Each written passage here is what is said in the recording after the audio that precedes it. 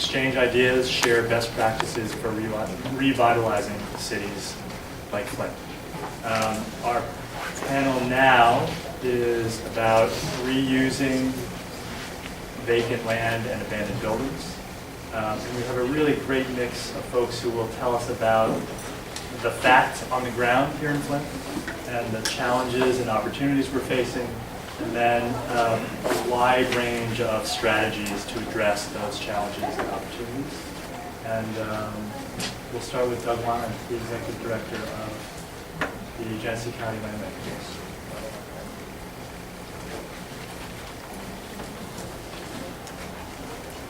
Thank you very much. Is this mic working? It is. Yes. To advance, you just, you can scroll down on that mouse.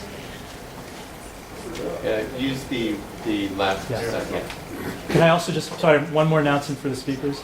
Our musicians, Arlow Xan, will be playing a note or a tone when you have 5 minutes left. We're switching it up to give you a little more advance warning.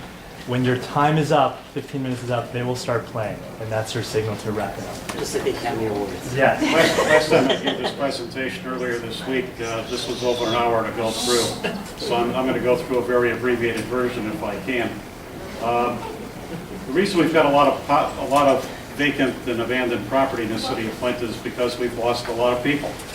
And if you look at this population chart going back to 1900, you can see that Flint's population then was 13,000 people.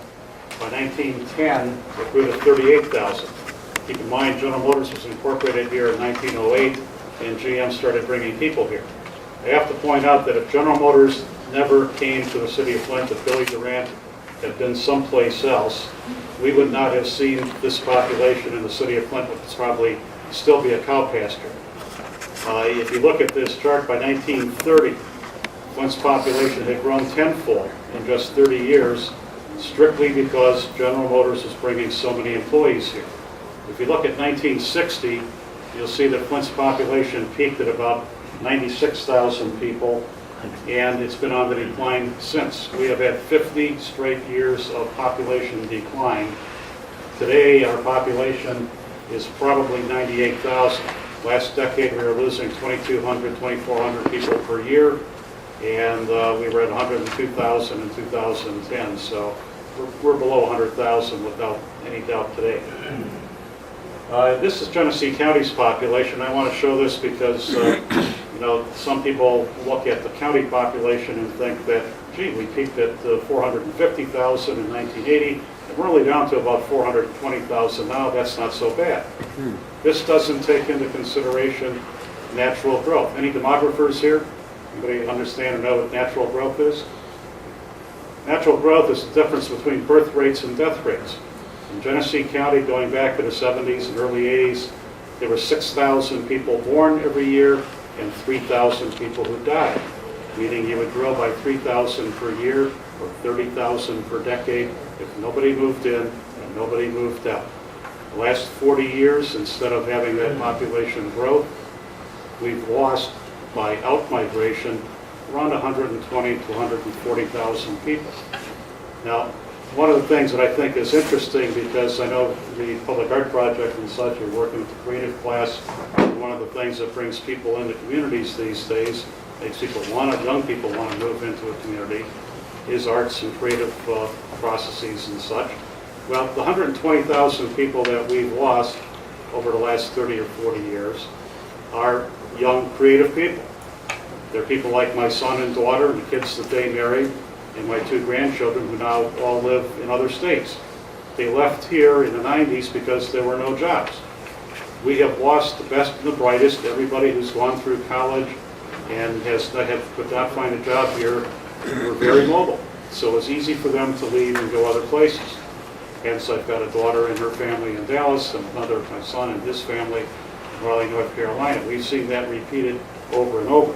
Now, if you look at just the city of Flint, we've lost about 98,000 people since 1960. That is the equivalent of over 39,000 households. And as my former boss, Dan Kildee, liked to say, when people leave, they don't take their houses with them. So we've got a lot of abandoned property. The land bank deals with properties that come through a tax foreclosure process, and I want to show you in kind of rapid motion what a decade of tax foreclosure looks like in the city of Flint. In 2002, the total number of properties, in fact, actually 2003, following the 2002 foreclosures, the land bank had a total of 366 properties. Watch this number and watch the dots on the map. 2004, we went to 1,080. 1651, 2399, 2834, 2957, 3455, 4610, 5360, 6,836 by 2012. And that does not count the 1,800 more that are coming through this year's tax foreclosure process, meaning that at the end of this year, 1st of 2013, we will have in the city of Flint over 8,000 properties that are tax foreclosed property. About half of these, or half of the 8,000 are vacant lots, roughly half are blighted structures, and a couple of hundred vacant industrial and commercial properties. If you look at blighted property in Flint, we've got about 12,000 vacant lots. We have about 8,000 vacant and blighted homes. That's about 20,000. There are 57,000 parcels in the city of Flint. That means that 35% of all the property in the city of Flint is what I consider abandoned property. About a third of this is owned by the land bank. The other 2/3 are still privately owned, but they're owned by people who are not here taking care of those vacant lots or taking care of those empty houses. If you look at this map, it shows the city of Flint and vacancy and abandonment proportionally on a block-by-block basis. If you look at the very darkest patterns, those are blocks that are 50% or more abandoned property. I got to point out, this map was done in 2008. We're 4 years past this. There's a whole lot more dark blocks in here today than there were when we did this particular map. One of the problems with the abandoned property, the land bank owns literally 15% of the parcels in the city of Flint, yet we do not own one entire block. If we had it concentrated in a way that all the abandoned property were contained in certain areas instead of dispersed throughout the city, as you can see on the tax foreclosure maps, it'd be a lot easier to do something with it. Another major problem that we have is property values. People are always rapping the land bank about, well, why don't you sell all this property? Well, great, we try and sell. We sell side lots to neighbors for 25 bucks. Last year we had 3,500 vacant lots. We mailed a postcard to everybody who lived next to one. We could only find 500 people living next to 3,500 vacant lots because we've got vacant lots after vacant lot. One of our problems is property values. If you look at this, you can see in 2005, the average home in Flint sold for $59,900. Last year, the average home in Flint sold for $15,000. It makes it very, very difficult for people to buy and sell properties and get their equity back out of them. It is a major problem, not just in the city of Flint, but also in Detroit and also in Genesee County. If you look at Genesee County, in 2005, the average home sold for $160,000. Last year, sold for more like $87,000. So we've had a huge loss in market value in property, which makes it very difficult to buy and sell property. One of the good things is that low property values ought to attract people. And in fact, we're working with the Public Art Project on a house that Stephen's well familiar with, that they're working on for visiting artists. Beautiful old house in Carriagetown, ought to be worth, if it were in any other market, $500,000 or so after it was fixed up. We've got another property on the same block that we put $200,000 into to rehab it under the Federal Neighborhood Stabilization Program. The assessed value, or appraised value after we were done, was about $40,000. It's very difficult to get private investors to come in and spend $200,000 renovating a home and get $40,000 out of it. That's an arithmetic problem, as President Obama would say. So we've got a lot of challenges. We've got some opportunities that go with them. The Land Bank has a number of programs, and I'll just rattle them off here to save time. We can get into it more in discussion. We sell and rent properties. Last year we sold 800 properties for $3.2 million. We rehab and renovate properties, and we have the funds to do that. We do a lot of demolition between the city and the Land Bank. Last year we demolished, in the last 18 months, about 1,500 properties. We'd like to demolish about 6,000 more. That would cost $60 million. We have a lot of side lot transfers. We sell those properties to neighboring homeowners for 25 bucks a piece. We have a adopt a lot and lease a lot program, where if you want to garden a lot, you can adopt it from us. If you want to do it on a long-term basis, maybe try farming, we'll lease you the lot for $1 a year. We'll lease you a number of lots for $1 a year. We have a clean and green program. We have 40 different local nonprofit organizations that are maintaining about 1,400 properties through the summers for us. That's a very good program, gets a lot of people involved in it, and it really helps clean up the neighborhoods. Brownfield development, the Durant Hotel downtown and the Barrett property, which were both, the Dan Bank both had a hand in renovating. That was done through brownfield, the sale of brownfield bonds and repayment of bonds through tax increment financing. Fairly complicated problem. And we do some neighborhood and community planning. Our planning office does GIS mapping and provides support for neighborhoods that want to develop neighborhood plans. And last, along with the Treasurer's Office, primarily through the Treasurer's Office, we have a foreclosure prevention program. We really don't want to get these properties. We'd rather keep people in them. But with market values being what they are, one reason we have so many tax foreclosures is that after a few years of trying to maintain a vacant property, people simply walk away from it and feel like there's no investment worth continuing to pay the taxes on. So I'm going to stop here, and then we'll let the rest of the panel get going. Thank you.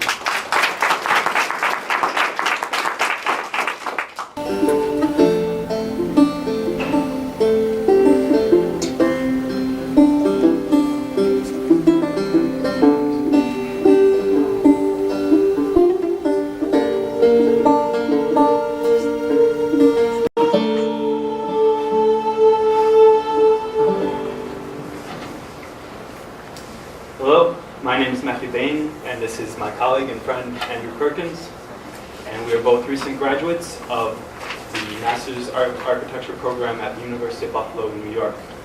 And over the Hello, my name is Matthieu Bain, and this is my colleague and friend Andrew Perkins, and we are both recent graduates of the Master's Architecture program at the University of Buffalo in New York. And over the past 2 years, we have become what we like to describe ourselves as being as vigilante architects. Today, we're going to talk about 5 projects that deal with materials and spaces that would normally be considered waste, trash, and garbage, all of which create systems that reestablish social and cultural value to these waste objects. The first 3 of these projects have served as inspiration to us, and the last 2 are projects that Andrew and I have worked together on that deal very specifically with some of the problems that we saw in our hometown of Buffalo, and that are prevalent here in Flint, and in many other Great Lakes cities that are dealing with this drastic decline in population caused by the industrialization in this area and intensified by the current recession. So this first project is called Plastics for Produce. Based in Mexico City, with a population of over 20 million residents that produce some 12,600 metric tons of trash every day. One of the largest landfills closed this past year, making the amount of waste that they produce not only impressive and obscene, but extremely problematic. And so, in an effort to reduce the amount of waste their city produces, the local government started a barter market program at one of their public markets. Residents who visit the market are able to bring recyclable materials such as plastics, cardboard, aluminum cans, and trade them in for green points, which can be redeemed with the vendors at the market to purchase locally grown fruits and vegetables. The vendors are able to be paid with money saved by the city's, by reducing the city's waste. And most importantly, the people are able to see a direct benefit and value to recycling these materials that would normally be thrown away. So the next project is really more a series of material and social experiments, and it's the work of Dan Phillips and his organization, the Phoenix Commotion. So Dan Phillips is a builder and a contractor, and is a native of Texas. Throughout his career, he began to realize just how much waste is produced in order for our society to function, and just how much of a problem that's becoming. And seeing as a very large portion of the waste we produce is construction waste, both from new build houses and from demolitions, he found himself in the unique position to start to reverse that trend. So Dan started to ask questions about why we build houses the way we do. And the way he asked these questions was through these material experiments like you see here, which is a roof which satisfied the local building code, which is also built out of old license plates. Now, maybe these license plates would have been recycled, melted down, turned into something else, or maybe into more license plates. But it takes a lot of time, it takes a lot of energy, it takes a lot of infrastructure and machinery. And when these license plates are already able to survive in harsh weather conditions, able to shed water, and already the size and shape that mimics roofing shingles and conveniently have small holes for nails to go through, why would you do anything else with old license plates? So over the years, Dan has had the privilege to continue to build with materials that would otherwise be treated as waste, such as this bathroom, which is covered in mosaics of broken tile and broken mirrors that would also be thrown out. This floor in this image, but it's a collage of Budweiser boxes, laminated with a clear adhesive, and has lasted for 15 years now without any damage or wear, and cost them the boxes from the beer that they drank while building the rest of the house.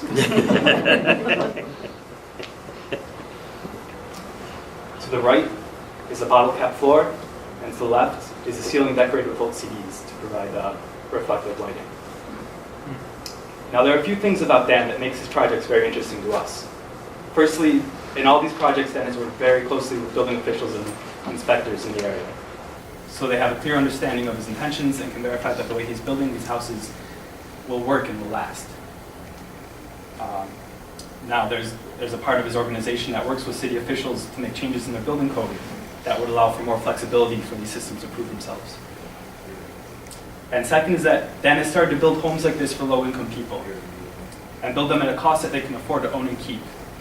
And not only that, but also involving them in every step of the construction process, so they understand exactly how their house is built, how it functions, how to fix it, and come out of the process not only with a new home, but with a new set of skills. And it's this sort of bridge across the gap between artistic experimentation and social responsibility that we're interested in. And so the third of our precedents is the Powerhouse. It's done by a group called Design 99, and it's in Detroit. So this house has been abandoned, and it's a neighborhood filled with houses that have a similar fate. In Detroit, in Buffalo, and Flint, there are efforts to demolish houses such as this. That is, to completely destroy all components of the house, to reduce it to a pile of rubble, haul it off the landfill, and maybe plant some grass where it used to be. Huge amounts of money, as we've just heard, have been dedicated to this effort, with the intention of reducing crime, drug abuse, and arson, all noble goals, which are all closely related to abandoned houses. So Design 99 saw in this house, which had already been disconnected from the power grid, the opportunity to keep it off the power grid. With a slight modification in the design of the roof, which was changed to allow for the installation of a large south-facing window to capture heat from the sun, and the installation of a small windmill and a couple of solar panels, the house was able to produce enough energy to run all the tools needed for the renovation, all the energy needed to power itself, and the house next door to it, which was renovated. And so the result is the start of a community built around self-reliance and energy efficiency, and the revitalization of a neighborhood made possible by a small but creative and intelligent architectural intervention. So the next two projects are, the first is a project that Matt and I collaborated on last year for our master's thesis, and the second is more recent work that we're doing here in Flint, which is ongoing.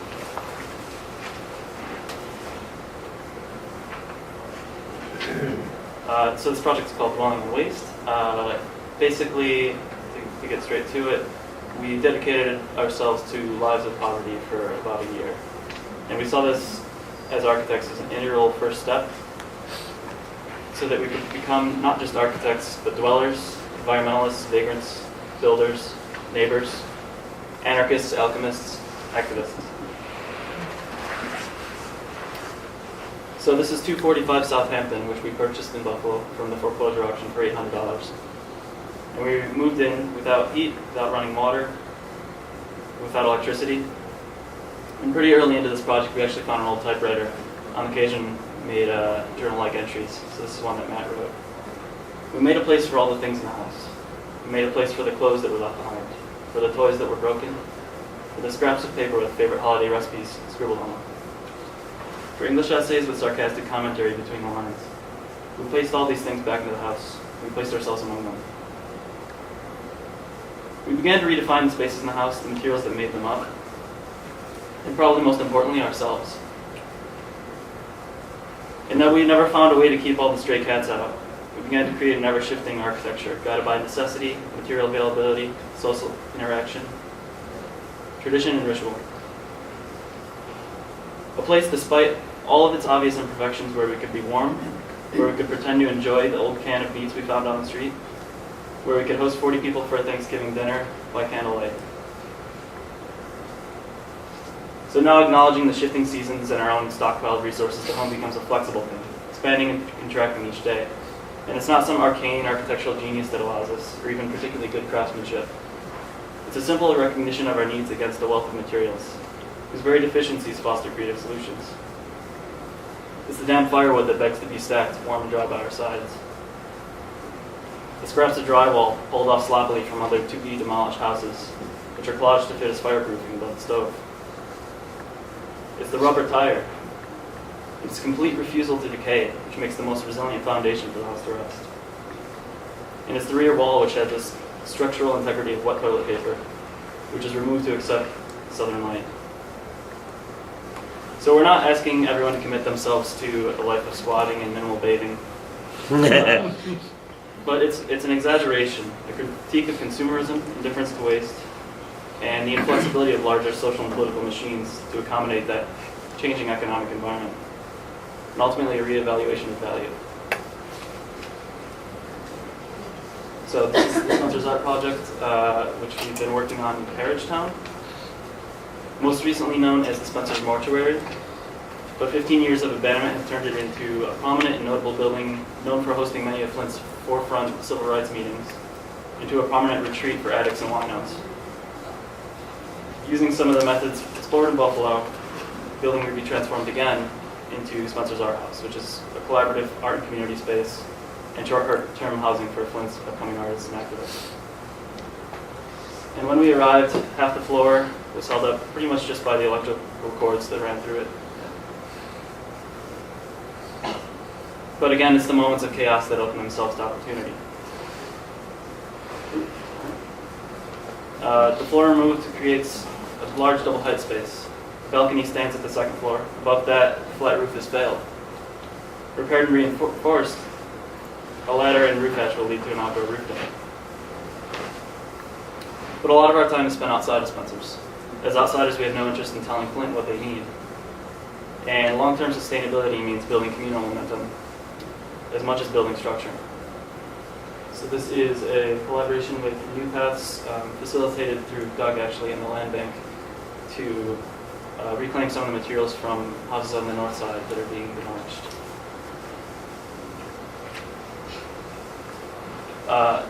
We hold a community meeting, a think tank with local residents and community leaders to envision the possibilities for Spencer's immediately and then in the years to come. What kinds of spaces are needed? What collaborative possibilities are available with other nonprofits or with the universities? And how can this effort infiltrate other problem houses in the area?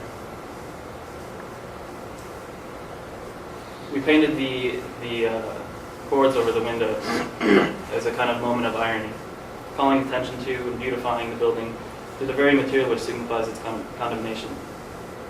It should be an acknowledgement that cultures are shifting at ever-increasing rates, and that cities and economies will shift just as rapidly.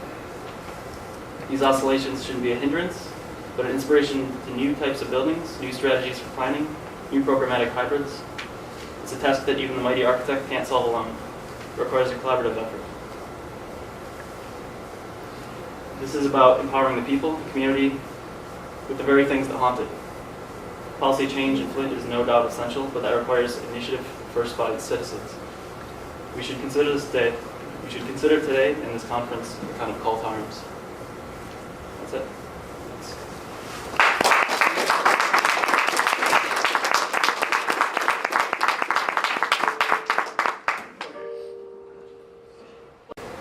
It's really great to see so many great, wonderful people and doing such amazing projects, all on their own will and their own ideas, and it's really impressive, and it really makes it very hopeful.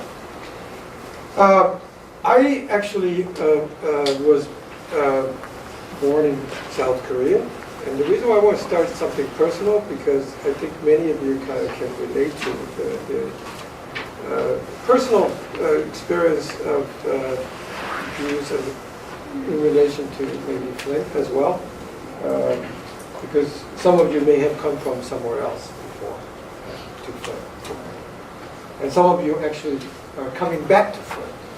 Here, in this. I was born in South Korea 54, a year after the Korean War. And I immigrated to the United States in 1967, and actually to Flint. And my first home was Miller Road somewhere by the highway interchange. I don't know the numbers anymore. But so the reason why I wanted to start was with that point was because I was from a very small town in South Korea in the southern coast. It was a fishing town. Korea after war was devastated, as you can maybe suspect. I was born in a time when, in that town of 50,000 people, I actually never saw a toilet paper in my life.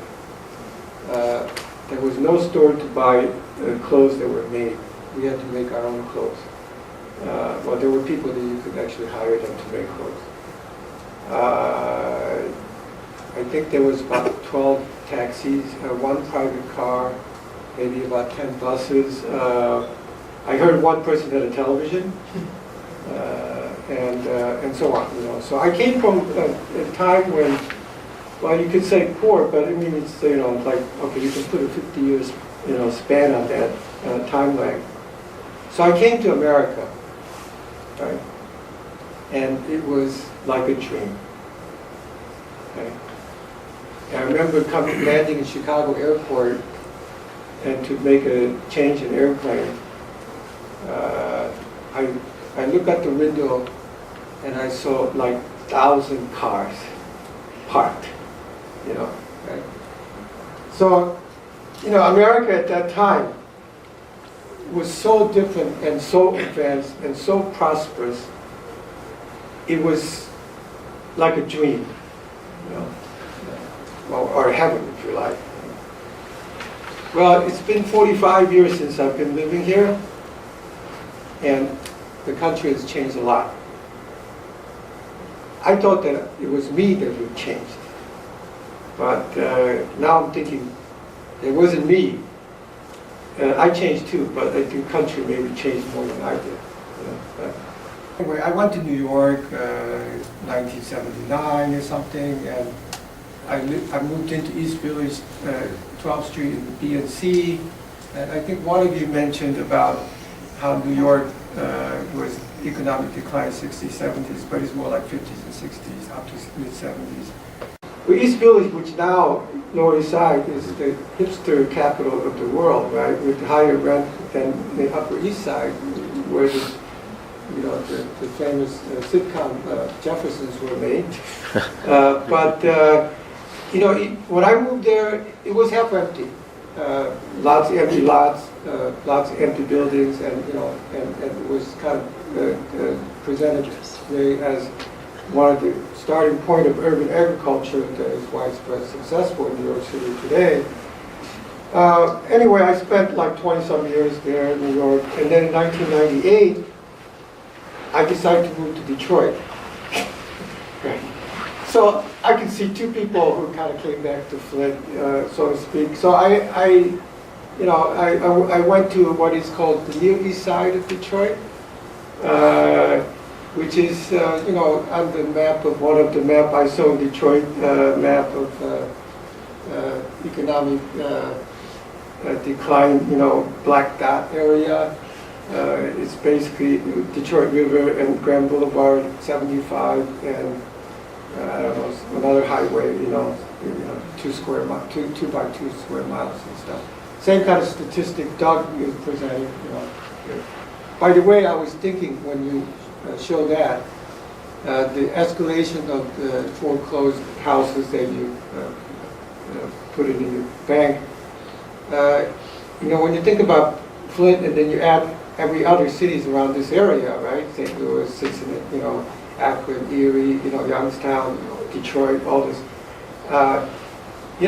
Maybe we should have a number like these electronic number boards where the national sovereign debt and then have the house numbers going up, right? They don't know this. They don't see it. It's hidden, And you can call it as a kind of a nostalgia to ruin or whatever you want, but it's like a death that you need to experience to understand, right? So I used to say, well, you can't be a planner or architect unless you really went to and saw what happened in Detroit, right?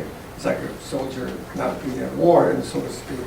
Well, I went to Detroit, lived there for 3 years, tried to manage something, and tried to connect different activist organizations, and I think maybe Flint situation maybe is better, maybe Detroit situation got better, but I wrote a story about it, which was called Urban Conspiracy of Detroit, which kind of made it into a narrative for it, which is spoken by a man who sounded like some kind of a corporate developer. But the theory is that 50 years ago, there was a plan by a powerful individual, small group, maybe meeting on top of, tallest building. But the idea was they made a secret plan that they were going to abandon the city, take everything out, jobs, industries, stores, everything, and move out to the suburbs, right? And then let the city burn. And we make the people live there stupid as hell, bad schools, no new books in the library, blah, blah, and then through the media to create a blame onto them, right? And by pumping just basically drugs and guns into south of the border nowadays. And so the idea was that 50 years later they would come back.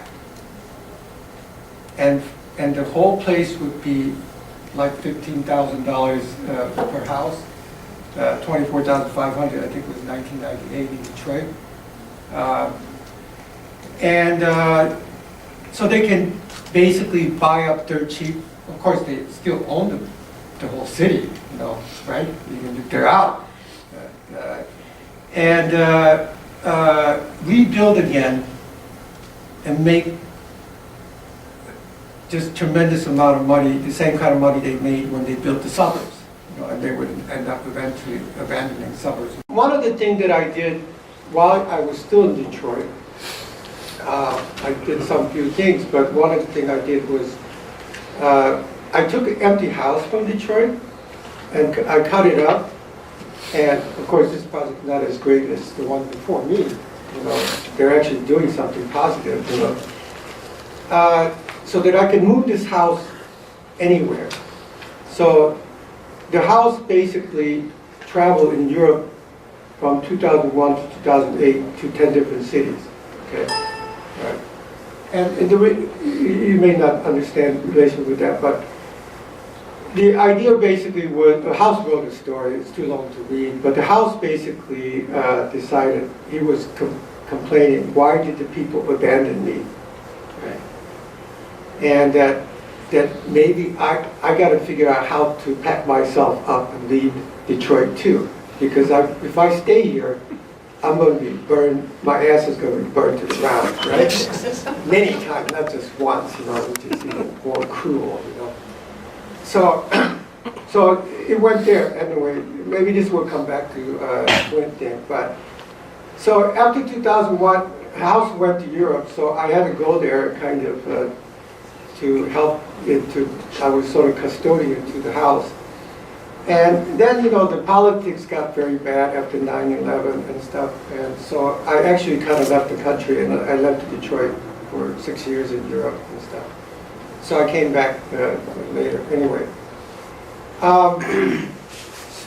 what am I going to say? Let me continue about the house story. Maybe in relation to Flint.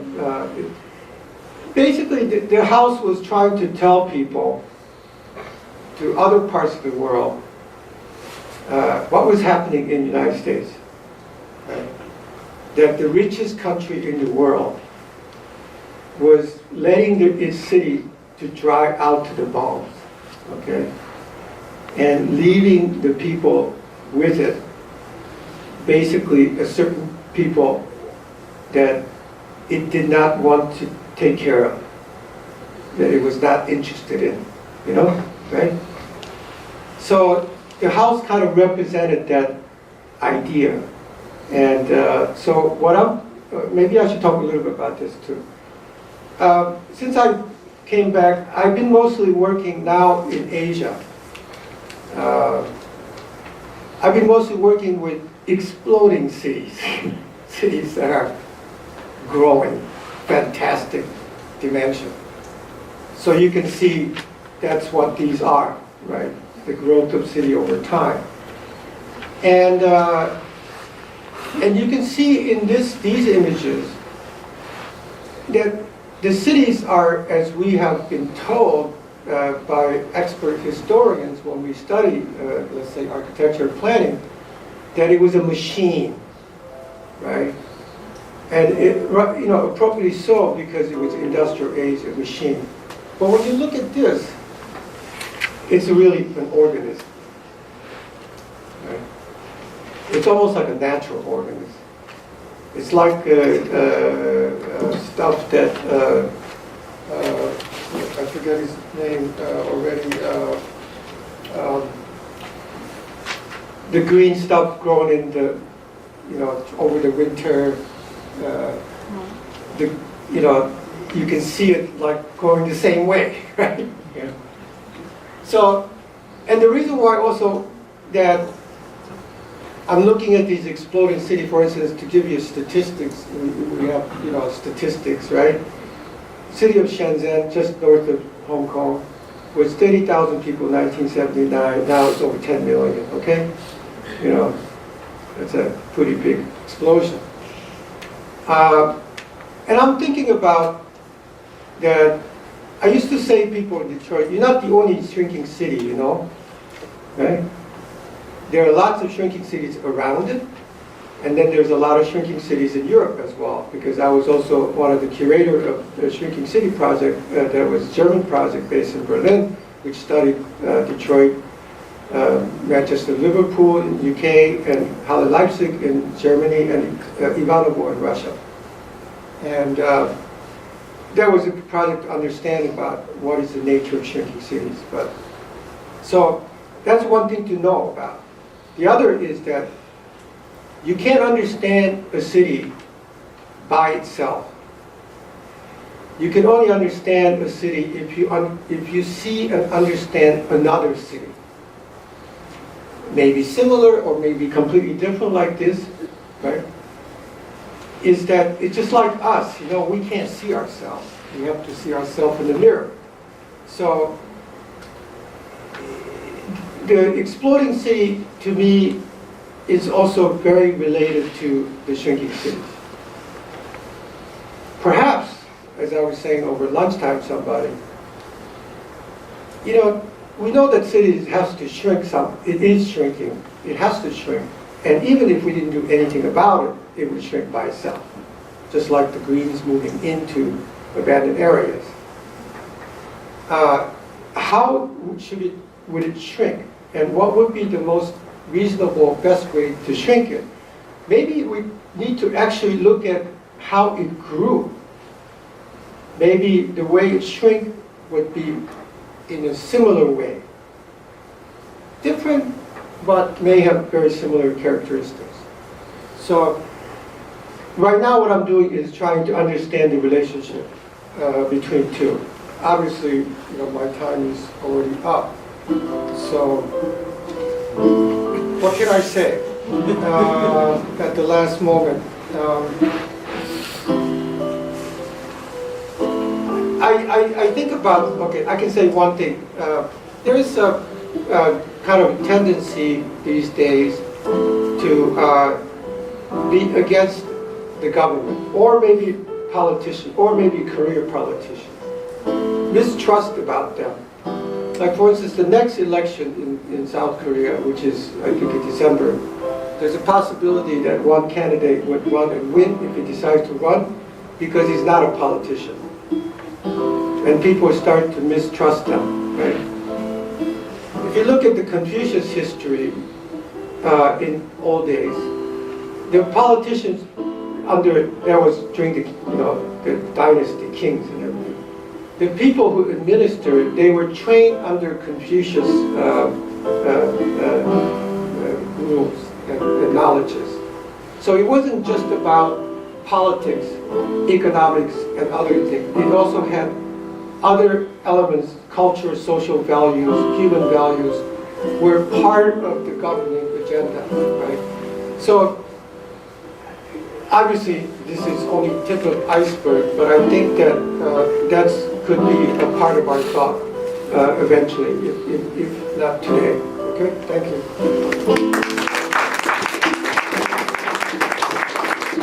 Hello, everyone. It's really cool to be here, and this initiative is amazing, and I'm really honored to be a part of it. So thanks for the invitation to come here and talk to you today. I have to say I feel a little bit almost unqualified to be here, considering that I'm the only kind of non-local here, right? Everyone on this panel has spent a lot of time in Flint, and I have not. I'm from New York, although I do have a lot of relatives in Flint, and I did visit it every summer growing up as a kid, and my girlfriend grew up here, so I feel a certain connection to the place.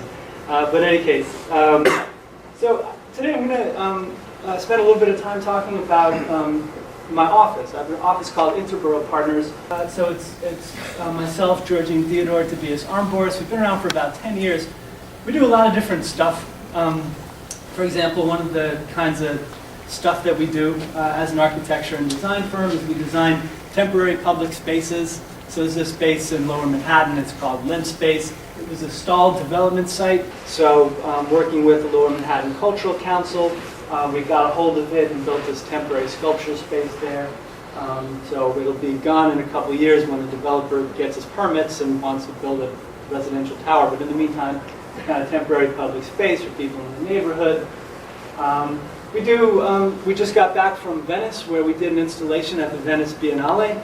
It's a project called Commonplace, and we were asked to basically design a temporary space for activities and programs and workshops in the courtyard of the American Pavilion at the Biennale.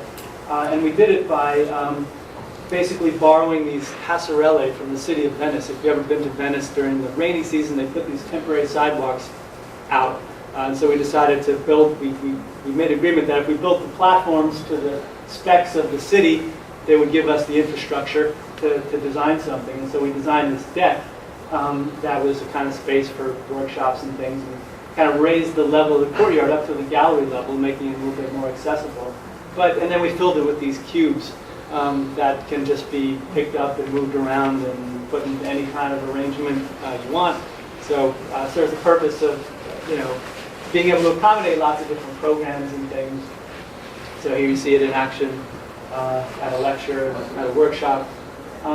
So another example that I'll spend a little bit more time talking about is a project that we completed recently for a museum in New York City called MoMA PS1. So every year, MoMA PS1 asked an architecture firm to design a temporary public space for this courtyard.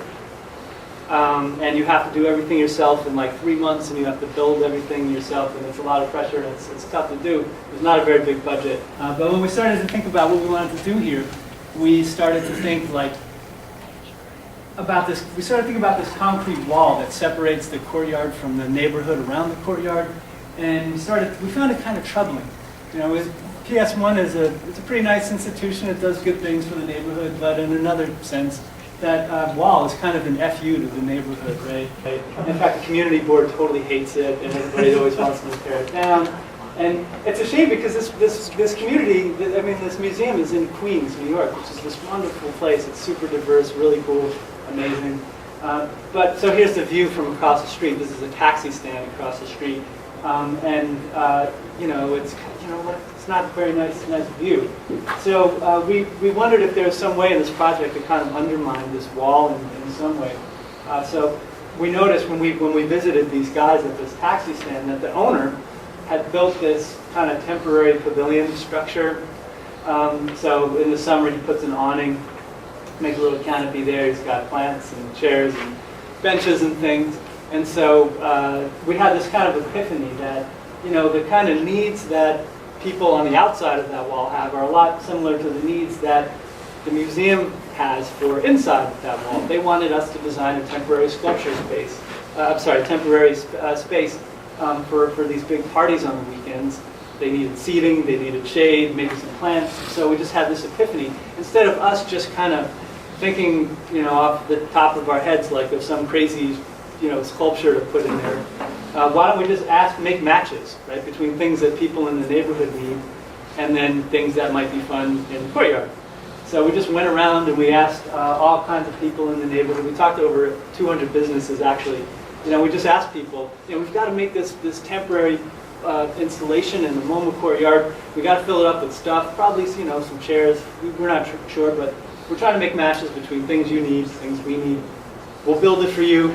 We'll put it in the courtyard for the summer, and then in the fall, when this project's over, it's yours. So we made a lot of interesting matches, I think. And at the end of the day, this is what we came up with. A lot of people just needing basic things like shade trees and places to sit and benches and things. But people needing kind of funny things too, like lifeguard chairs and rock climbing walls and mirrors and all kinds of stuff. So this is a kind of Iron Chef kind of style of design where you guys have seen the show Iron Chef maybe? So you're given an ingredient, but you didn't pick it, and you have to cook up something delicious. So that's the kind of idea here, is that we just took suggestions that people had for things that they needed for their own business, and then tried to cook those delicious courtyard. If that makes any sense. So here's all the stuff that ended up going out into the city. I'll show you some pictures in a minute. Here's a picture of every space in the neighborhood that by now has been improved with some object from this project. And so this is what it ended up looking like. Here you see there's the lifeguard chair, the misting stage in the center of the screen there. That was actually a breakdancing stage requested by some guys who had a b-boy workshop across the street. And all this stuff. So we try to make a kind of a nice environment using all this stuff that other people had picked out. Sandboxes, all kinds of stuff. So just for example, these are the guys who hang out at the taxi stand, and they said that they hang out there while they're waiting between shifts, but they want a ping pong table, maybe a chess table. So here it is in the courtyard during the summer in the holding pattern, and here it is in the fall with the guy from the taxi stand playing ping pong. Kids from a Jacob Riis neighborhood settlement. They had this new rec room. They wanted some new games for it, so we thought, great, that'd be really fun in the courtyard. Here it is in the courtyard, and here it is installed in their new rec room. Actually, you may notice, this is actually a newer one. The old one, the one in the courtyard got trashed over the course of the summer, so we had to make good on our promise. This is a guy who had a ballet studio right across the street from the museum, and he had expanded his ballet studio, but he didn't have any mirrors, and he wanted some mirrors. No problem, we bought some mirrors, we installed them in the courtyard here. It was fun in the summer, and here they are installed in his ballet studio. This guy is from a Teamsters union. right across the street from the museum, and he had this little courtyard and a picnic bench, and he had just started landscaping it, but he wanted a new picnic table and some trees. So here's some trees that we got for the project, installed in the courtyard, and here we are planting this tree. We ended up planting 68 trees in this neighborhood as part of this project. So again, it became a kind of neighborhood improvement project in disguise, even though it was nominally about designing a space for this courtyard. These are kids from a daycare center. They wanted a rock climbing wall. All right, that's a funny ingredient, but why not? So here it is installed at PS1 during the summer, and here it is installed, at the daycare center. So you get the idea. Woman from the senior center wanted some furniture, so why not design some furniture that would work great in the courtyard, and here it is installed outside the senior center. So at the end of the day, it's a project really about making connections and trying to better the relationship between a neighborhood and a cultural institution.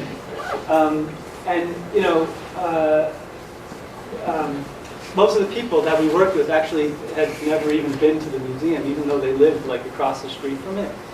And then we put this canopy on it for shade. So that's that project. I thought that maybe I would actually, the prompt today is actually to talk about, how can cities and residents turn devalued land into opportunities? That's a really good question, right? And it's one that we've dealt with a few times, and it's one we ask a lot. So I thought that I would just show you two old projects that we've worked on very quickly, where we asked that very question.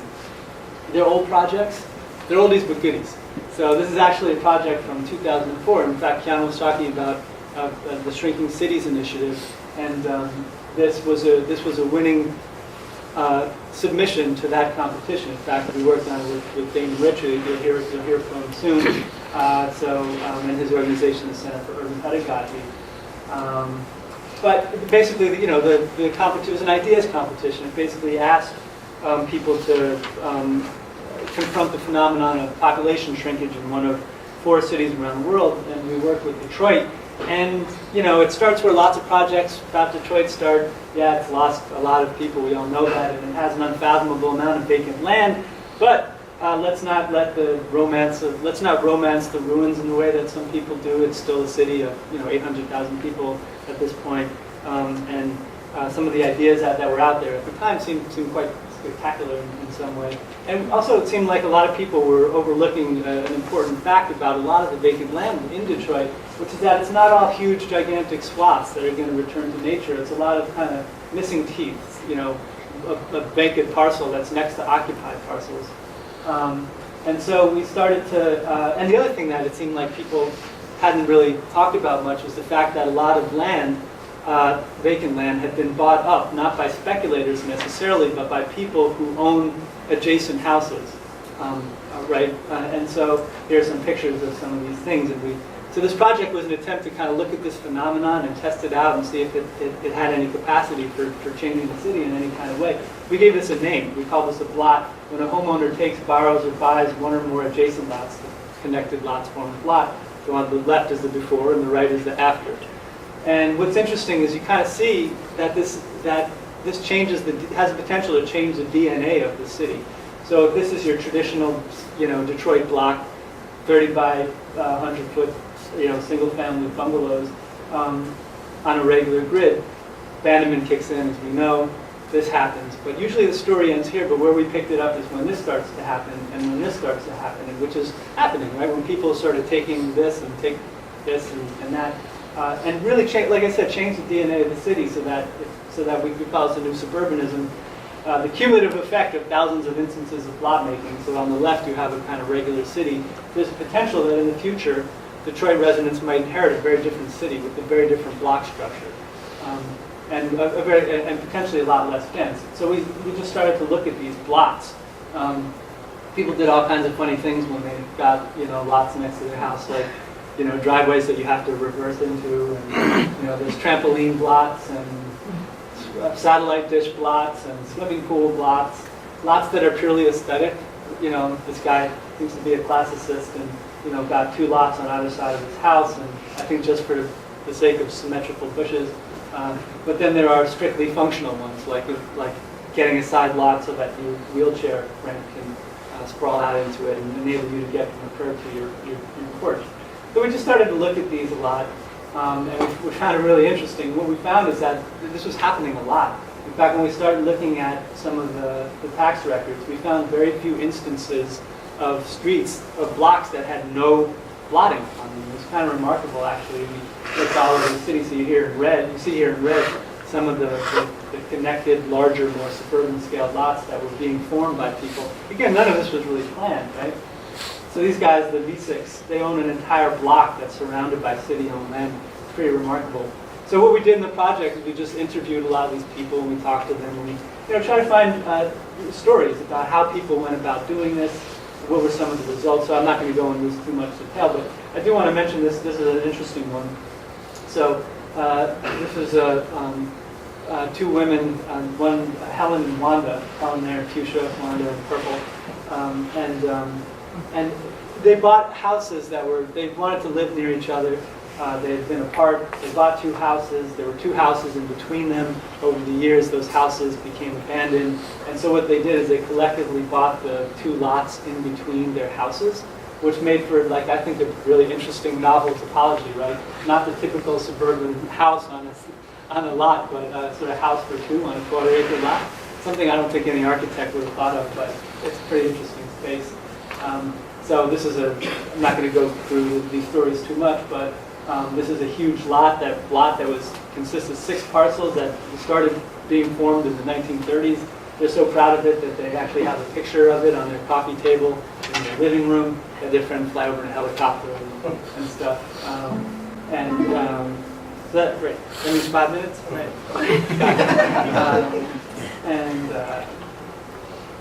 There's a lot of interesting things I could say about this one. This is their block. Again, everything in red is an example of a block. The Christmases, the Barneses, Anderins. So we found all kinds of interesting case studies of people, buying lots next to their house, putting billboards up, and then using the discarded billboards to cover their gardens in the winter. And so there's all kind of practical implications, I think, for how people made use of these side lots. Examples of people doing these blocks and completely changing the architecture of the house. So this guy in 2003, he had this house, and then he bought this one in 2004. And then in 2005, he doesn't buy the next lot. He just no one's paying attention, so he puts a fence around it. And he completely changes the architecture of the house. It's no longer a house that's accessed from the front. He turns it into a kind of compound. He pulls his car in the back and then enters this way. Some people might be critical of these things, but we weren't necessarily. I mean, it seems like in some ways, this to us occurred to us this could be a good model, right, for going forward. Would be to sort of encourage these side lot purchases. But I think what we're doing in this project is essentially ghostwriting. So you know what a ghostwriter does, like, if you're Mike Ditka, you're busy winning Super Bowls, you don't really have time to sit down and write your amazing story about your Super Bowls.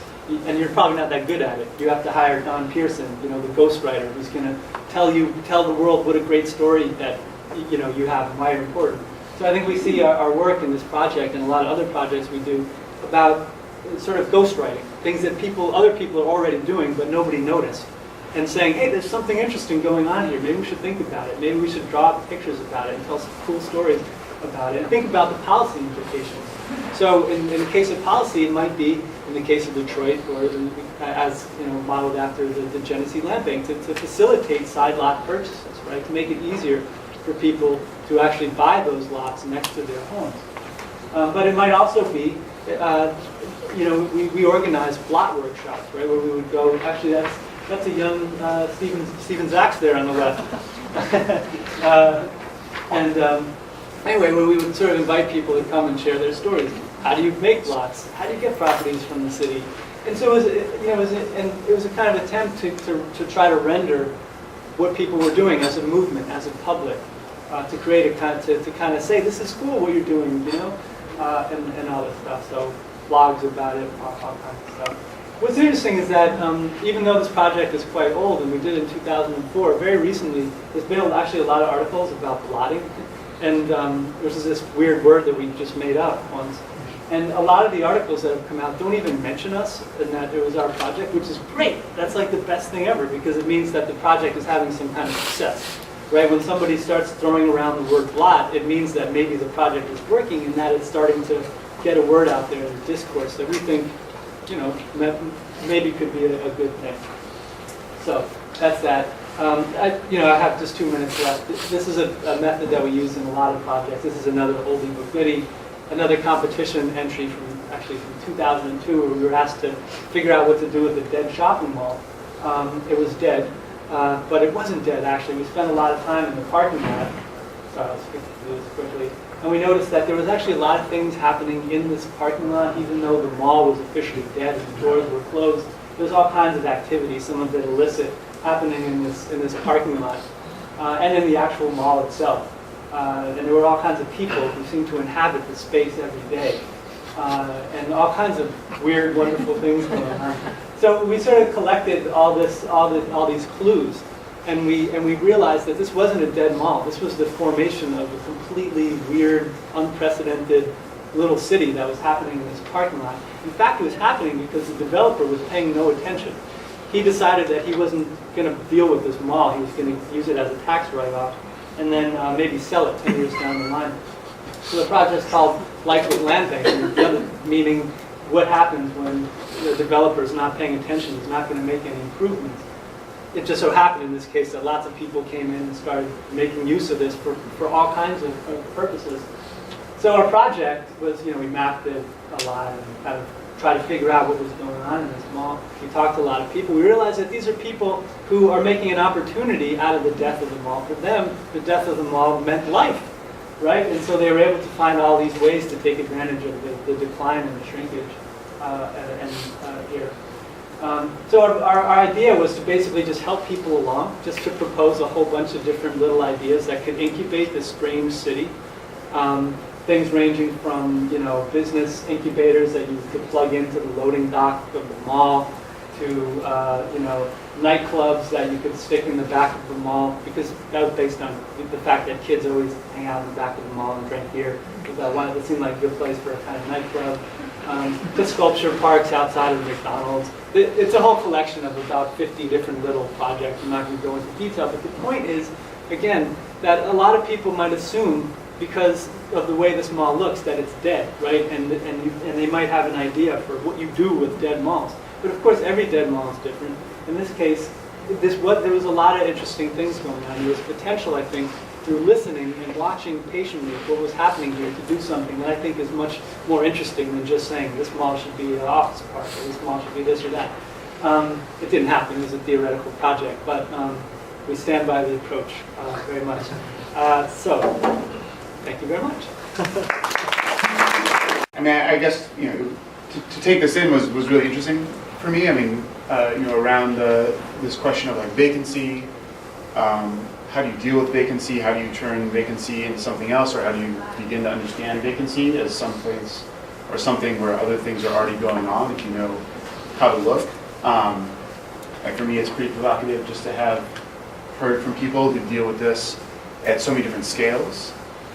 From, I think the really like personal stories that we heard from Matthieu and Andrew at least beginning, where you just buy a building that's empty and then you try to figure out what it means to live with and live inside that structure.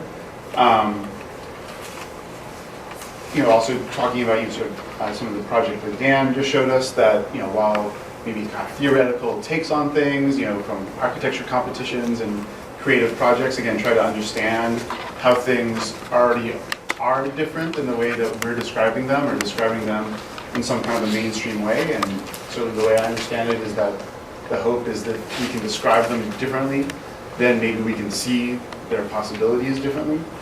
I think going up to what we heard from the Genesee Land Bank, just dealing with these issues not at the level of an individual house that might have a beautiful story that happens inside of it or might have a beautiful story told about it, but actually dealing with the challenges of what happens when you have 7,000 potentially beautiful stories, although certainly probably a lot of that potential remains just that potential.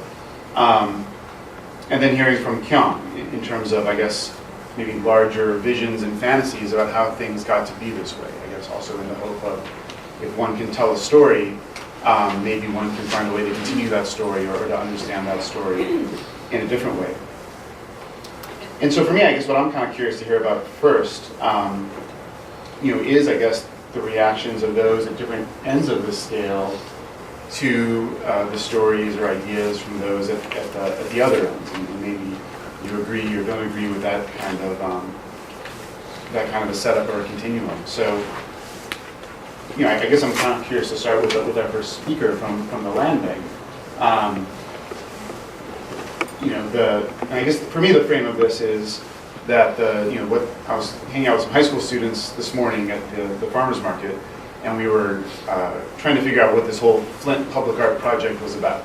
And we had one of their postcards that said that this project, I think, is about, and someone who here works on it will correct me if I'm wrong, working with the residents of Flint to revitalize their city with art and design. And we decided that that's kind of vague, but open-ended, maybe in an exciting way. And so I guess for me that maybe this discussion is most helpful and most connected to this overall project and its possibilities in thinking specifically about that, right? So certainly there's a lot of discussions to be had about land banks, about adjacent property owner sales, about a lot of policy tools. But I do think that somehow our charge today is to talk specifically about what in the world can people who have anything to do with art and design contribute to some of the situations that we know about, that we hear about, that we see. So I guess I'd like to, again, first toss it to, pass that down.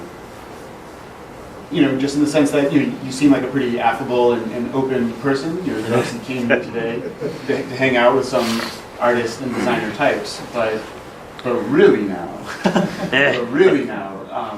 I guess I'm kind of curious for your thoughts on what, if anything, these kinds of efforts have to offer to someone in an organization that's dealing with something of the scale that you both described and showed to us. Well, that's interesting in a couple different examples. In fact, every presenter had things that I was looking at. Kim, we've had academics come to Flint from Berlin, from Tokyo, areas outside of Tokyo, because they're interested in shrinking cities. And in Tokyo, they were having a problem trying to find enough urban space for all the older people moving into the city from the suburbs. And older people wanted to live inside the city because they were closer to healthcare services and other things, and transportation's much different. They want to be where they can walk to things and get public transportation. When I mentioned to the class that we were at that Flint had 50 murders last year, they were totally shocked. They're from a city much larger than the city of Flint.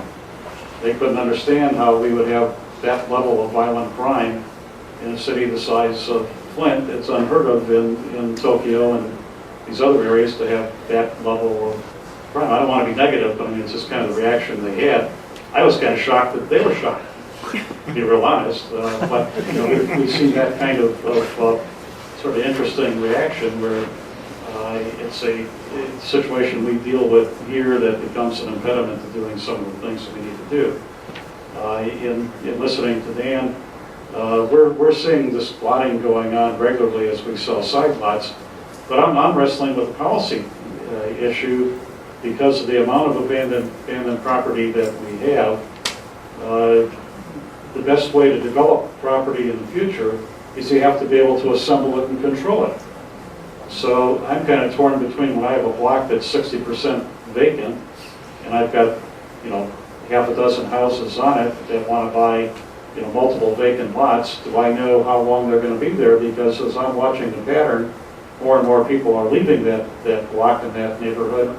Do I want to sell the lots off kind of piecemeal, or do I want to hold on to them, do a lease a lot or adopt a lot or something else, and as these people die, leave, whatever, then be able to assemble that property so that maybe it can be developed into future housing? I don't know what the answer is to that, but I do know that we've seen a lot of people buy 2-3 lots in the neighborhood adjacent to their home and do the same things that you were showing. I thought that was really great. I've also seen on the commercial side where we have vacant properties on Dort Highway, for example, where kind of the mall thing has happened where, people have looked around and said, I don't see a landlord, I'm setting up a fruit and vegetable store. They come in and bring a flatbed truck in on the weekend and they sell, vegetables and produce, or they sell fireworks, or they sell, whatnot. So where we're seeing that sort of thing go on, it would be really interesting to be able to, as Dan's been able to do, kind of take the time and look at some of these locations and be able to really spend the effort to try to do something with it, which is something that we're constantly fighting the day-to-day battles of what do we do with all this property and all the problems that are associated with it. But one thing that all of these things come with different problems. We have problems when we sell side lots because oftentimes we've got more than one neighbor that wants the same lot. So we go through this nonsense with one neighbor saying, you can't sell it to that guy because he doesn't keep up his yard, and he's got nasty kids. And the other one says, well, you can't sell it to him because he's at a previously tax foreclosed property. And you go back and forth on some of these things, and some of the decisions, you feel kind of like Solomon trying to cut a baby in half. And it gets very difficult. And urban environments present, different kinds of challenges that aren't readily apparent on the surface. So. And so I guess I'm just maybe before the mic comes further down, like Matthieu and Andrew, like can you talk about? And I think some of this was clearly there, both in the way you talked about your work, but also in the kind of progression of work that you showed us, right? From just building a house where you could live there, or fixing up a house that you could live there, invite your friends over to the project that you're now working on in Flint. That clearly is a more public program to it. I guess like in those moments right before you fall asleep, do you think about, say, I mean, you said you guys all just finished with architecture school, right? Like, do you think about a world where most architecture students would follow a similar path to actually create kind of a bigger mass of the kinds of experiences that you've had for yourself? Or do you think that somehow it's something that you would not recommend or expect to become a mainstream phenomenon? I mean, maybe not quite as intense as we went about it, but our first project that we did in Buffalo there was definitely a response to current academic direction, which is to kind of not to tie too closely to an occupiist type idea, but people designing for the top X%.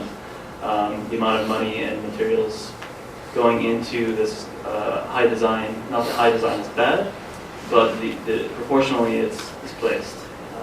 No one is designing for the squatters and people in issues of poverty. There's supposed to be 2 billion squatters by 2030, and I don't know very many people who are accounting for that. 2 billion? 2 billion. Worldwide. Yes. You're in Flint? Squatters welcome. So I think, I mean, as Andrew said, a part of what we saw lacking is architecture was sort of separated from the purpose of architecture, or the original purpose of architecture. I mean, there are great debates and studies about what was the first architecture, which brings you back to this idea of the primitive hut, from when a shelter became architecture. And so I guess we did this own experiment where we wanted to find for ourselves what is like really the purpose of architecture. And so we couldn't do that without living without it, I guess, or putting ourselves in this deprived situation where we can truly understand what it is that these things afford us and what is necessary and what isn't. And there are things that aren't necessary that we have. There's a lot of things that we have that we think we need that are absolutely not necessary. I mean, Kyong, when you grew up, you said there was one private car. Yeah. But you still got around. You still walked here and there. I mean, we saw, we sort of forced ourselves to re-question our standards and to rebuild them up very quickly, but from the ground up. And in this way, we're able to edit what we needed and what we didn't, and bring ourselves to a level of comfort that we were able to afford. On a graduate student budget. Let's see, I mean, I want to give anyone an opportunity who wants to offer a comment, an observation. Can I make a comment? Yeah, including Kyong. I mean, I think that what you people are doing, especially just coming out of school as a young new generation, I think this is amazing, the right direction. You know, I mean, one thing I forgot to mention about that map thing, you know, is that even if we consider that as completely informal construction rather than planned construction, right? It maintains certain integrity, the shape, the city, right? But what's most important to me out of that is that the city always changes. That's the most important thing, right? So I think it's about changes now. And I think in America, people are beginning to understand that slowly and slowly. And what you're doing essentially is you're doing something that is appropriate for this particular moment, time, you know. And in some ways, it's almost like a, you know, we talked a lot about urban agriculture, right, already. And how, you know, the places that you work and where I live, Detroit and all this, the nature comes back by itself, regardless whether we did anything about it. And in some ways, same ways about architecture, when you address the origin and question of architecture, that it itself also is returning to a more of a primitive state in which that people have to build their own houses themselves. Right? More and more now than ever before. We're sort of like going back to the process of the architecture itself or just simple dwelling, right? So it's like the southern border of Mexico, people built most of 85% of houses they built themselves, right? With some help with local crap. You know, I've been to Albania where they do the same. They build the 3-story concrete structure and then some start from the top, some start from the bottom, some in the middle. Whenever they have money, they put up the stuff, right? So that's the kind of process, which means that it is basically the structure what we had before, such as, you know, tract housing, suburban development, shopping mall, and subdivision, all this, you know, previously golf course. Right? So it's coming from forest to farm to golf course and subdivision. That trend might be going backward. You know, so we need to kind of figure out what is this progression going on, right? And I think you're on those things, you know, right now. And I think what you were saying about the land bank thing, right? That's a really, really tough question for you to answer.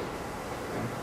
But I think that if you see some of these work, right, the notion of creating contiguous properties for development, right?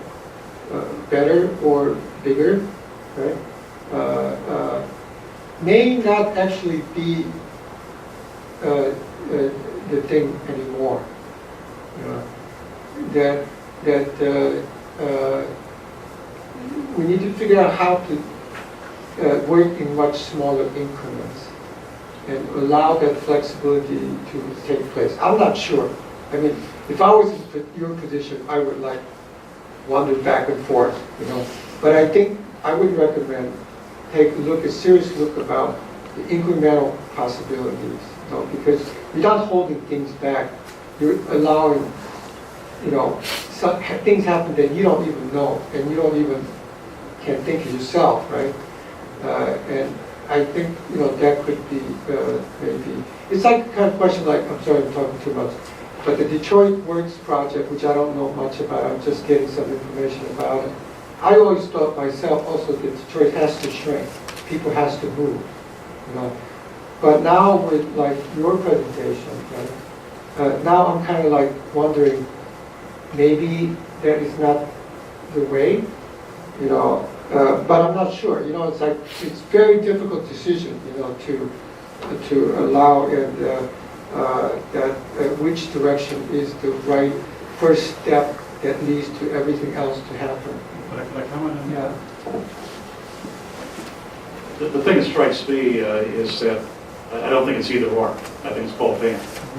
Both the blotting sort of a thing and the assemble the property for future development, and I think it's got to be in different parts of the city of Flint. Like I see Megan Hunter is here, the city's new planner, and working on the city master plan. One of the things that we at the Land Bank are desperate for is for some guidance from the city and officials in terms of zoning and land usage.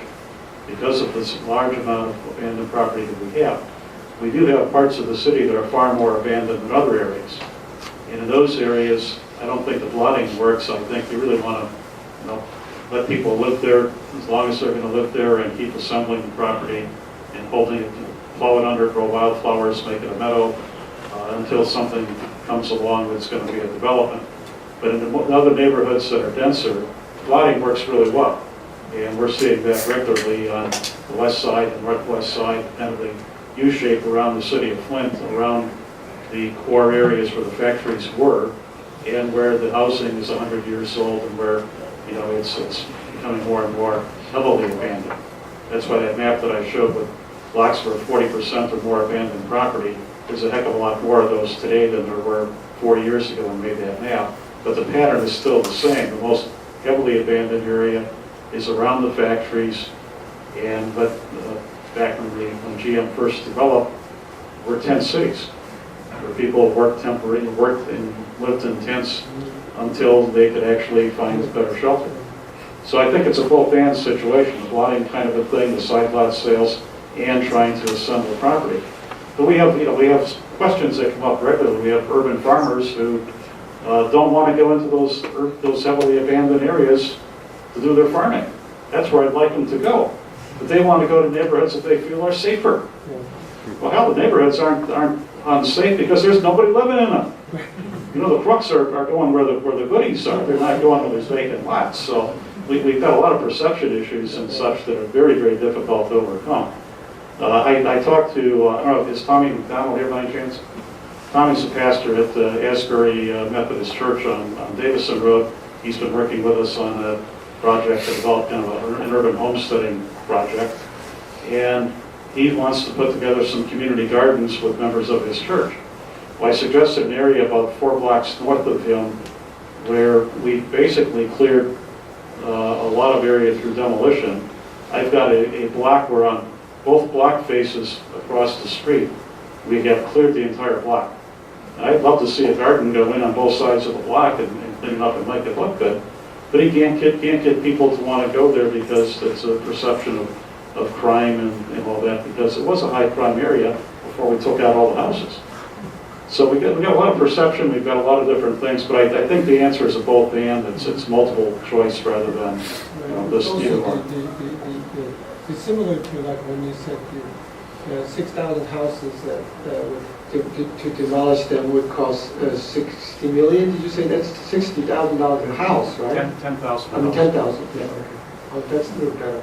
I was thinking about 60,000, 40,000 you made on 200,000 investments. That's another problem. So let's see, is there anything that people want to add to the conversation? Questions, observations, things that just have not come up that y'all who live around these parts know about? How about the gentleman in the back there? Even though Doug just touched on it, I would leave here wondering why public safety wasn't incorporated into every presentation when it could have been. You don't leave your rototiller on a vacant lot in the north end of Flint, so there's security that comes with urban gardening. I saw pictures of special land use parks and recreational areas with no concern about the height of the bushes and the ability of people to hide there. If you want to transform a city, I think it's every city has to have a public safety component. If you want to take a look at why cities are here, they began with public safety, and if we don't offer it, we lose our cities. So I don't mean to be critical, but it just seems to me that every presentation could have had this component. even the emphasis on Chevy in the Hole. I heard no concerns about how security is going to be maintained when it becomes a green space. And I think that has to be part of the dialogue, or you're not going to have credibility from the very people that you want to use this space. I really don't mean to be critical, but I was thinking, what is the one thing I'm going to leave here wondering? And that's why public safety wasn't a higher priority, particularly if you're making this presentation. Let's get a couple of things on the table and then let's get some responses. So, I just wanted to know where the property is. You mentioned the church on Davidson. I'm not familiar with where that is.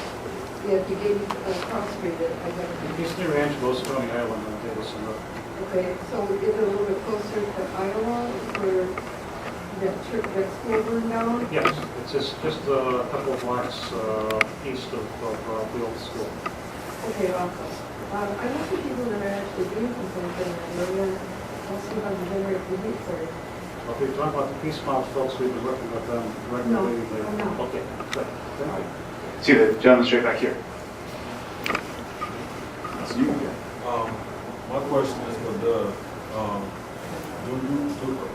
Have y'all projected the population decline like 5 to 10 years from now? The 100,000, what would that probably bottom out to be? Probably 10 years from now? Yeah, Quincy, good question. I don't have all the data to do that because I don't have the current, if you look at the trend line right now, and from last decade, from 2000, 2010, we lost 22,000. It's 2,200 per year. I don't think we can keep going at that speed of a decline, but it hasn't bottomed out yet. So I don't know if we're heading for a final number of 80,000 or 90,000 or 70,000 people, but it will bottom out at some point.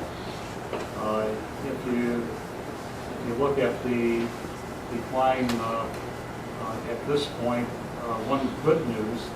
one piece of good news is that the number of tax foreclosed properties in Flint this year was down about 20% from last year.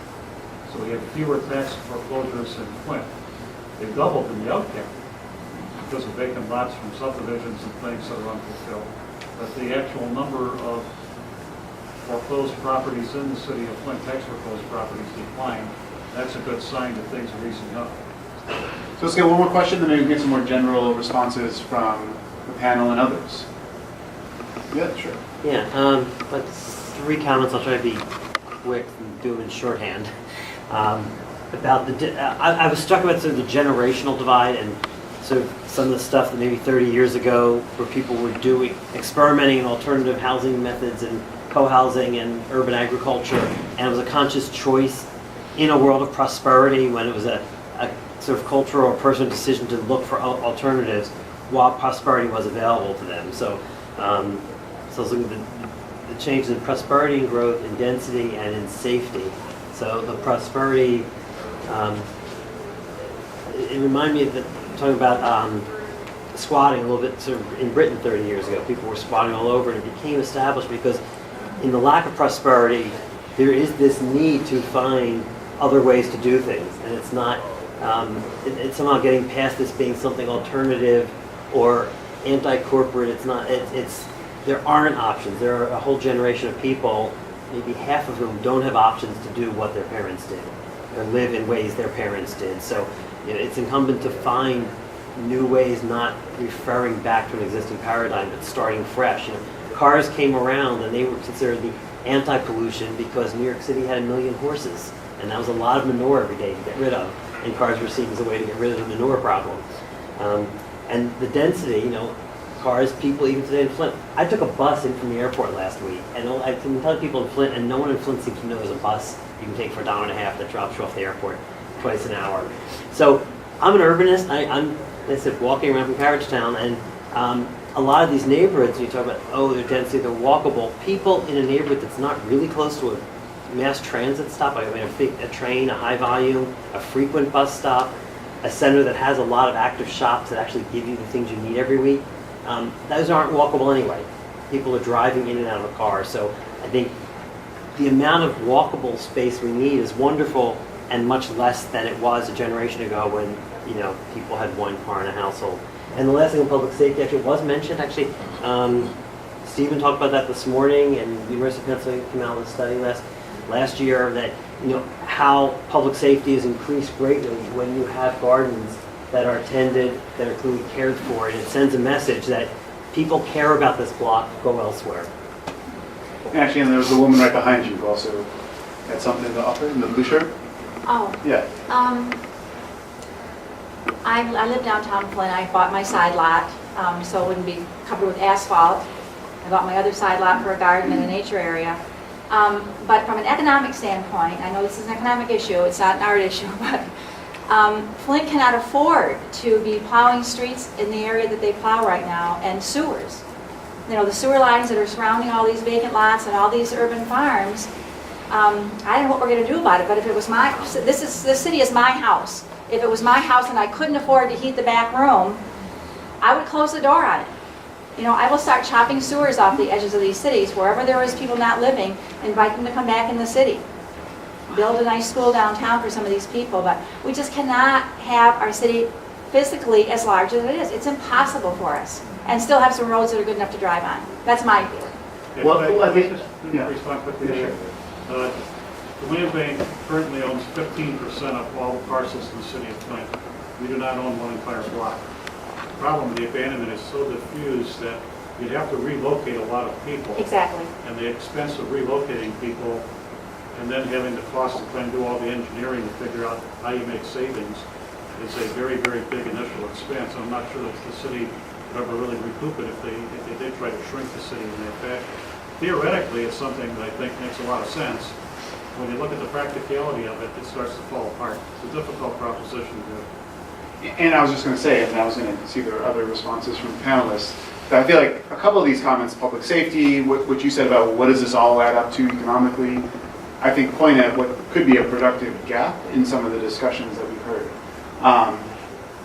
You know, again, like on one hand, we've heard stories about individuals who do amazing things, whether it's, you know, buying their adjacent lots and expanding their occupancy of it, you know, to deal with their family better or to have room for the things that they want. We've heard some first-person stories as well.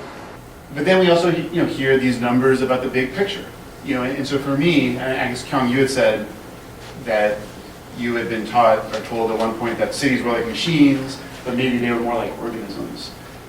And I guess on the face of it, for me, like those both seem like really seriously inadequate. You know, for me, like where they seem to be inadequate is just on the level of like social, right? Like people deal with other people. You know, all these things that we're talking about are not individual decisions. You know, like some of the stories that we heard were individual decisions. But clearly, it seems to me like there's both interest, you know, in this gathering we have here, and concern about how are we making all these decisions together. You know, so even if you know, some people are professionals and they work at the land bank. You know, we just heard they own 15% of the city, right? And I'm sure that no one would like the idea, and it doesn't seem like there's evil totalitarian people working there from what we've heard. But I would guess that no one would like the idea if they had a very closed door process where no one could understand how these decisions were made that clearly affect everyone in the city. And so for me, you know, rather than an organism which is somehow natural and we all, you know, I'm a blood cell, you're a blood cell, we all get along as blood cells. We need to think about these things in a very social sense, in how we all have our individual lives, where we make our individual decisions, and some of us might live in houses that have been empty for 15 years, and some of us might not be so excited about that idea. But somehow we need to get together with all of our individual stories, and to deal with these things at the scale at which they exist, we need to figure out ways to talk about them collectively as groups. And not just talk about them, but make decisions about them. And so I guess, you know, you were kind of getting at this in terms of there's a planning project, which I guess we'll hear about soon, which is exciting, which I would guess is something about coming to some collective decisions about how to deal with land and space and public safety and vacancy. So I guess I was curious to open it up to y'all. You have something to say about public safety? Oh, quickly, yeah. I mean, I think it's been said, and I think the gentleman who read Twitter had sort of said what I was going to say, and that I feel like in some way the issue of public safety has been addressed in some way, even by people on this panel, even though maybe not in a specific way. I think that a lot of the things that people here are talking about would arguably contribute towards public safety. One, there's safety in numbers, right? And just to share an anecdote, like I used to live in Baltimore, and it was a neighborhood that was a fairly high crime neighborhood, and there was a playground that was built, and it got burned down. And then the community got together and rebuilt it. It was really amazing. And then a decision was made to put literally 3 fences around this playground. And and I think that came from a concern about safety, and the kind of response was, well, to make this safe, you really have to close it off and make sure like none of the bad guys can get in. And but I think that in doing that, it actually is less safe now. I think another way to think about public safety is not so much by thinking about thinking about how to put up more barriers and walls and things and bushes that people can't hide behind, but by really thinking about having things be more open so that people can look at other people and watch other people, and people don't typically. I think we too often think of safety as something that can be provided with walls and security devices and police, and sometimes it can. And I know what I'm saying sounds somewhat naive, but I think another perspective might be that real safety is created by just lots of people on the street and walking around, and there being strength in numbers, and there being things in neighborhoods that people care about and take ownership over, whether it be a community garden like we heard earlier today, where you just don't mess with it because there's people in the neighborhood who feel like it's theirs. So it's not necessarily a criticism what you said, but it's just another way to think about public safety, right? And there are a lot of ways I think to think about it. Sure. So I'm sorry, I hate to be the bad guy coming in, but we really tried to keep you out of here. Because there are folks on our next panel who are crunched for time. So I want to thank you guys all for a really great discussion. And can I invite the next panel up? And let's give these guys a big round.